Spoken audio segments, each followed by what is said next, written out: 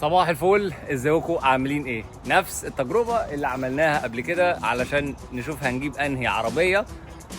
انا قبل كده عملت تجربة سواقة للبي واي دي، ودلوقتي اكتر منافس ليها هنا في استراليا هو التسلا. من ساعة ما قررت ان اجيب عربية كهرباء، كمية العربيات التسلا اللي انا شفتها في الشارع كتيرة جدا. عملنا تجربة من فترة الاسبوع اللي فات على موضوع البي واي دي، وعملنا زي تيست درايف كده وشوفنا الدنيا. انا الصراحة ما انبهرتش، بس النهارده بقى جايين نعمل نفس الموضوع، مقارنه بقى بين البي واي دي اللي انا سوقتها وبين التسلا. فانا برضو نفس الموضوع هنا، انت بتحجز زي تيست درايف كده ميعاد في اقرب توكيل او معرض تسلا يعني قريب منك. اللي موجود دلوقتي موديلين، في الموديل ال 3 اللي هو الكومباكت اللي هو السيدان الصغير للناس اللي هي اللي مش عندها عيله كبيره او كده، وفي بقى الموديل واي اللي هو الجديد، يعني ده اللي هو الاس يو في اللي هو او الهاتشباك، العربيه الكبيره شويه.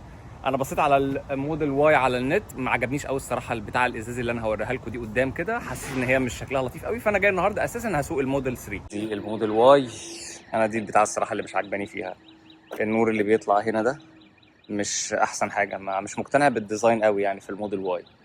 والكومباكت هو الراجل بيسوقها، هي حلاوتها في اللون ده، اللون اللي هو السيلفر ده. ودي هي الموديل 3. Hi, good afternoon. Good. I have an appointment for a test drive. 145. يبقى احنا خدنا العربيه، انا واخد الموديل اللي هو الازرق. خلينا نطلع كده نركن في حته ونتكلم بقى على العربيه دي شويه.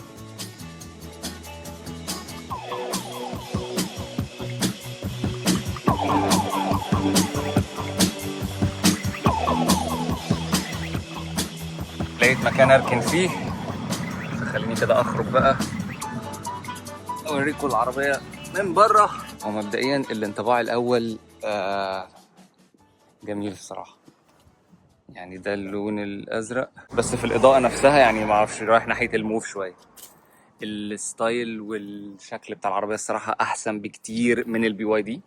البي واي دي كان فيها لوجو البي واي دي هنا كده كبير، لكن هنا مفيش غير بس علامه التسلا. وهنا الدنيا من فوق ده ازاز اصلا، مفيش سقف، هي السيدان فهي صغيره. وهناك كان مكتوب بي واي دي سيل، هنا مفيش اي حاجه، هنا بس مكتوب العلامه او الكلام الحروف بتاع تسلا. هي موديل 3 دي اللي انا اصلا كنت عايزها. الشنطة نفس الفكرة بتاعت البي واي دي، وكانت في هنا زي كومبارتمنت تانية كده مش باينة طبعا عشان مفيش بقى مفيش لا موتور ولا أي حاجة، فالدنيا سلسة خالص. تمام. هنا عندك شنطة كبيرة اهي، وعندك كمان مكان تحت هنا. ماشي.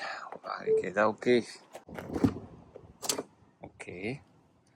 نفس الفكرة، نفس أنا شفت في المعرض الكراسي اللي هي البيضة.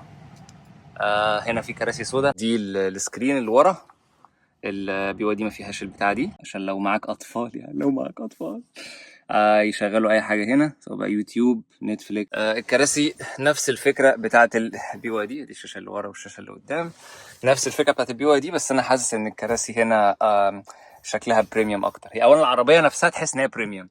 عندك السقف اللي فوق ده، يعني هنا ما اعرفش شايفين ولا لا، اهو السقف اللي فوق ده، دي العربيه من فوق انت شايف الشمس اهو، ده اللي ورا ده ازاز طبعا نار عشان درجة الحرارة بره. ودي حاجة مش موجودة برضو في البي واي دي، الزراير اللي هنا دي عشان بالليل لو انت عايز تفتحها او تقفلها. وبعد كده الهانجرز اللي موجودة هنا عشان معاك اي هدوم عايز تعلقها. الباب بيتفتح، ايوه تمام. اوكي خلينا اوريكم الدنيا من قدام. كشكل هي الصراحة احسن من البي واي دي. كمية الكاميرات يا جماعة هنا مش طبيعية، ادي كاميرا، ادي 2، وفي واحده الناحيه التانية. كاميرات اللي هنا برضو عارف شايفاها تقريبا 8 كاميرات او حاجه، وفي كاميرا هنا علشان تسجل لو في داش كام او اي حد وانت بتسوق وانت بتسجل. وهنا برضو في كاميرا اهي، في كاميرا هنا اهي سايقه عشان تتاكد ان انت لو مشغل الفول سيلف درايف والحاجات اللي العربيه عاملاها دي، تكون انت برضو باصص على الطريق مش نايم. هي بتمشي البي واي دي برضو اكتر من البي واي دي. البي واي دي كانت 480 485، هي بتمشي 520 فول تشارج. طبعا مش بتستهلك اي بترول، بتمشي اكتر من البي واي دي لو هي فول تشارج. نبقى نشوف المهم اللي انا اصلا جاي عليه، الشاشه. انطباعي الاول ان الشاشه ريسبونسيف جدا، يعني اي حركه ولو حتى خفيفه اللي بتبان على الشاشه، فدي حاجه كويسه جدا. الدركسيون عادي ما فيش اي فروق، بس كميه الزراير اللي موجوده هنا سواء بقى دوت ودوت ودي ودي ودي ودي. وفي موديلات دلوقتي بتيجي، يعني عربيه زميلي كانت جديده، كان في هنا اللي هي الانديكيتورز باسهم هنا. هي قالت لي ان الناس اشتكوا ان في موضوع الانديكيتورز هي موجوده هنا على موجوده في اغلب عربيات تسلا بتاعت السنه دي على البتاع اللي هنا دي اللي هي الشمال واليمين، ولكن في موديلات جايه بعد ما الناس اشتكت حطوا فيها الانديكيتور هنا. لو دوست مثلا كده شمال هتلاقي الكاميرا راحت بتاعت الشمال، لو انا دوست كده رحت يمين الكاميرا اللي ناحيه اليمين هتشتغل. البي واي دي ما فيهاش اصلا الكلام ده، ما فيش الكلام ده. فلا خلاص يعني التسلا تضرب البي واي دي بالجزمه. الشاشه احسن 100 مره من بتاعه البي واي دي مبدئيا كده، في كميه حاجات وتفاصيل وكميه حاجات مش ممكن اكتر بكتير من البي واي دي. كنت سالت يعني الراجل بتاع بي واي دي لما رحت هل لو انا عايز اركب داش كام العربيه بتيجي فيها داش كام، قال لي لا لازم تركبها انت، بتدفع مش عارف 1500 ولا $2000. ولكن هنا التسلا بتيجي فيها الموضوع ده. فانا مثلا طول الوقت اهو دي الداش كام، انا طول الوقت العربيه بتسجل، في كاميرا هنا قدام هنا كده يعني بتسجل اي حاجه العربيه شايفاها وانت سايق، فالداش كام حتى مكتوب هو ان هي ريكوردنج. وفي غالبا فلاشه هنا كده، انا عايز اعمل ايه جلوف بوكس، ايوه المفروض ان في فلاشه اهي جوه اهي، الفلاشه دي بتسجل اللي الداش كام شايفها. وفي بقى حاجه تانية مش موجوده في البي واي دي اصلا، وهي السنتري مود. لو انت راكن في مكان باركينج او كده وحد مثلا خبط عربيتك، لا انت خلاص كده ممكن تعرف تجيب الارقام بتاعه البليت، او لو في شخص تعرف تجيب صورته او كده.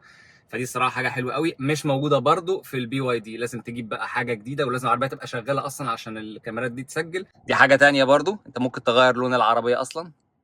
لو انا قلت هنا كلرايزر اهو، اوكي ماشي، انا عايز دي مثلا هي البلو، اوكي ماشي. العربيه الصراحه شكلها حلو قوي من جوه. الكراسي احسن، مش مريحه قوي زي بتاعه البي واي دي بس افخم شويه. تحس هنا فعلا ان كل حاجه فيه شويه بريميوم، يعني تحس ان انت دافع فعلا مبلغ في عربيه كويسه. الحاجات اللي هنا بريميوم اكتر، بلاستيك بس لا متبطن شويه فلا، وكميه سماعات كتيره. ومفيش اي حاجه في الداشبورد، الدنيا مفيش، انت مفيش، كل حاجة على الشاشة دي. ولو عايز تتحرك قدام أو ورا، ده مثلا قدام، ده ورا، ده باركينج. سيمبل العربية، سيمبل يعني، هي بس مفيش أي حاجة غير كل ده بقى إن مفيش بطارية. أنا عايز أفتح البتاع دي عشان مفيش بطارية أصلا، مفيش موتور.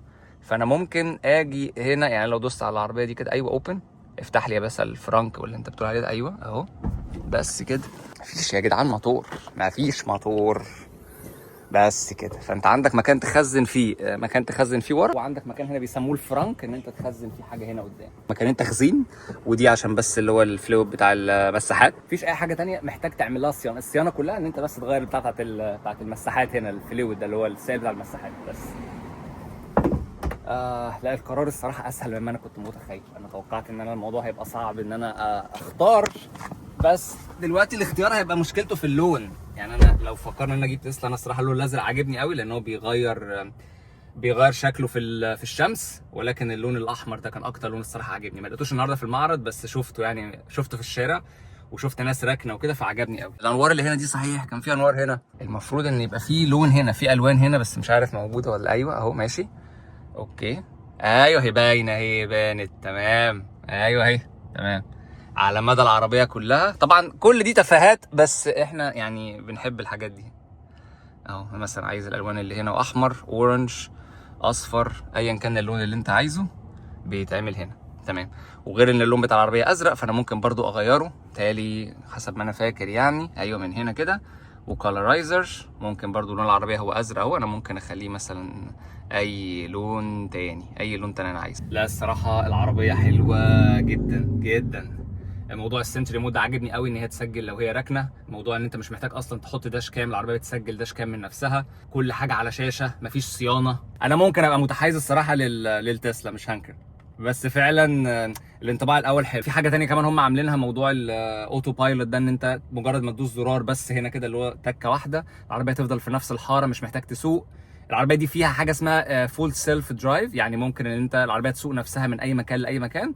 ممكن ابقى اعمل الموضوع ده في فيديو تاني. يعني حاليا هو ب $150 اشتراك في الشهر لو انت هتشتري العربيه يعني، او بحوالي $11,000 مدى الحياه. يعني بينزل لك سوفت وير ابديت طول الوقت، بتدخل بس العنوان بتاع اللي انت عايز تروحه هنا، والعربيه بتسوق نفسها من نفسها. فكل دي حاجات بتقول ان التسلا هي المستقبل. انا ان شاء الله لو هجيب حاجه يعني هجيب الابيض من ده، مش هجيب الكراسي السوداء، هي الابيض شكله احسن بكتير. تسلا ولا بي واي دي؟ كويس ان انا عملت سواقه للاثنين عشان اعرف ان انا اختار، لان فعلا في فرق. هنا برضو مكتوب اهو الموديل 3. كتجربه هي الصراحه كويس، وانا مبسوط قوي ان انا جيت عملت تيست درايف ده عشان اعرف اقارن صح يعني. بس خلاص كده ان شاء الله احنا كده هنروح للتسلا.